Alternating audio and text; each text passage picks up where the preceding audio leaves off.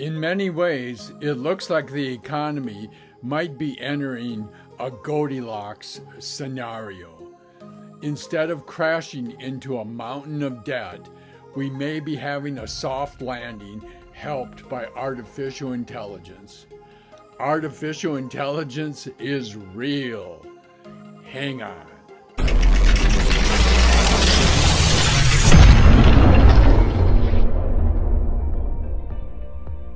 I am Dr. Stephen Fox. These are my personally selected stocks. This is not financial advice, as I do not know your personal situation. Hello everyone, welcome to my channel. The biggest and best news we just received is that both the House and the Senate have passed the debt ceiling bill. They suspended the debt ceiling. In other words, we won't have to go through this nonsense for another 2 years. Hallelujah. I think Biden showed a lot of wisdom. I think McCarthy showed a lot of ability to negotiate with Biden.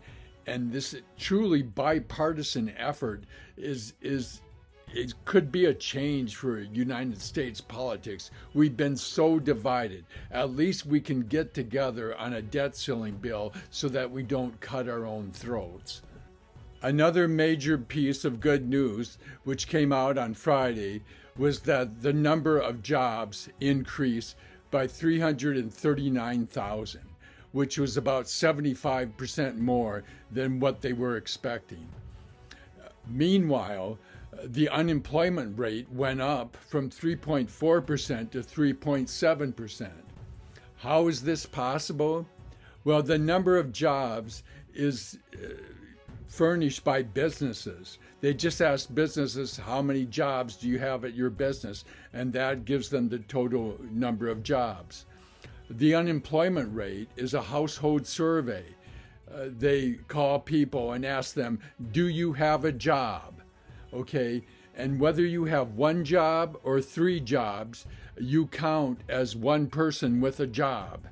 So what's happening is that there's many more people that have multiple jobs, but there's more people that have 0 jobs. So that is the discrepancy. It looks like the Fed may be done hiking rates. Fed speakers are coming out now, the different Fed presidents are coming out now and saying that they probably are going to skip a rate hike. In other words, what they're saying is we're going to pause for the June 14th meeting, but we want to keep it open that we can still raise it in the future, which seems wise. The Fed's interest rate tool indicates that the probability that they will not raise rates and will just pause and keep them the same is about 72% for the June 14th meeting. And the Fed does have reason to celebrate. Trueflation indicates that the current true inflation rate is 2.73%. They use more data sources, and this is much more current than the data that comes out of the Fed. So they were much higher when inflation first came out earlier, a year ago or more.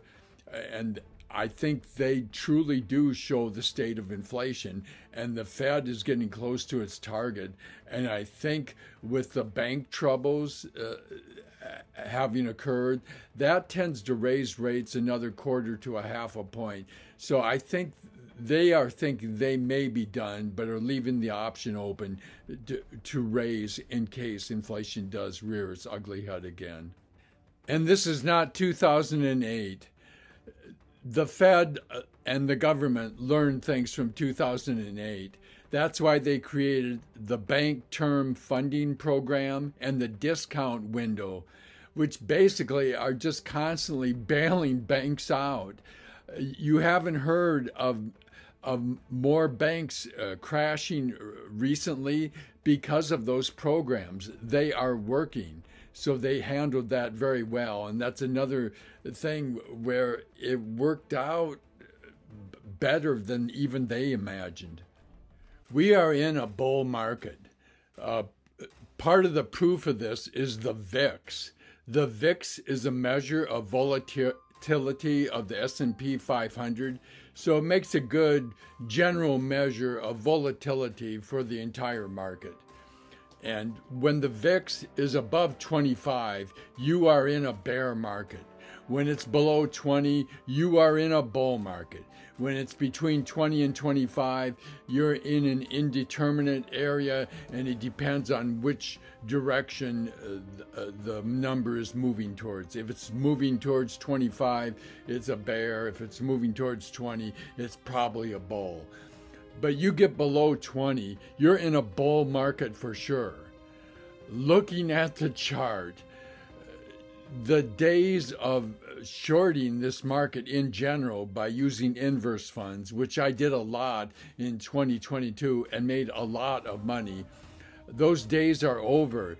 In 2022, at times the VIX was in the 30s, okay?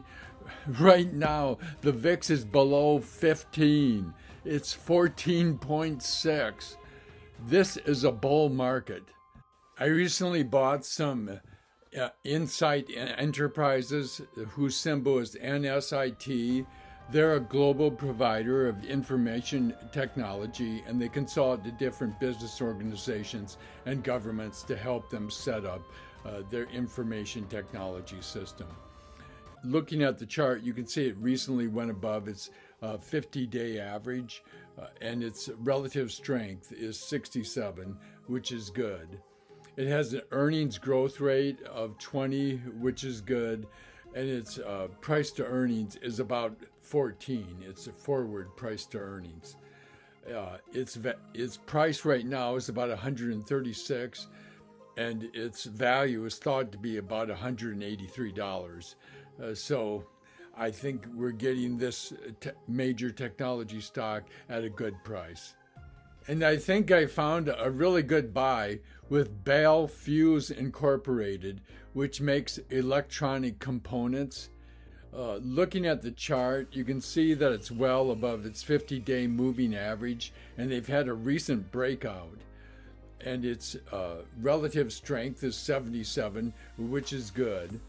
Its price to earnings is only about 12, and it has an outstanding earnings growth rate of 39%.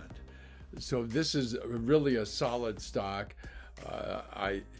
Its value is about almost $67, and its price right now is around $52.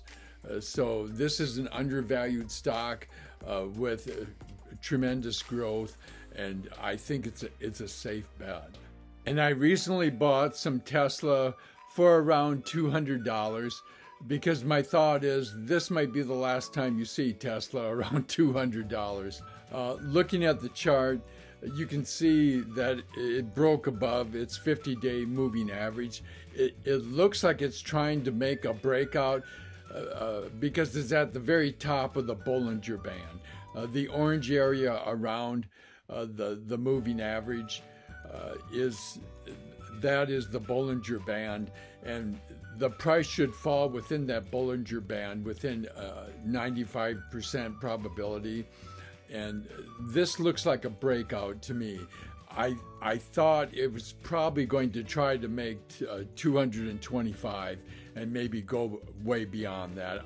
I don't think it's going to be too long before we see 300 with Tesla. It's such a major stock. Please smash the like button because it really helps the channel.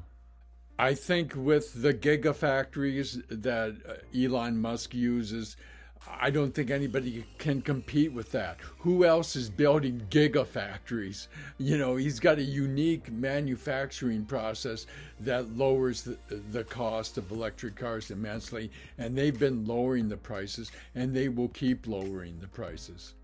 Thanks for watching the video. I'm going to keep bringing you information on the technology stocks, which are in a robust bull market that's going to make us all lots of money if we can grab the right ones. Thank you.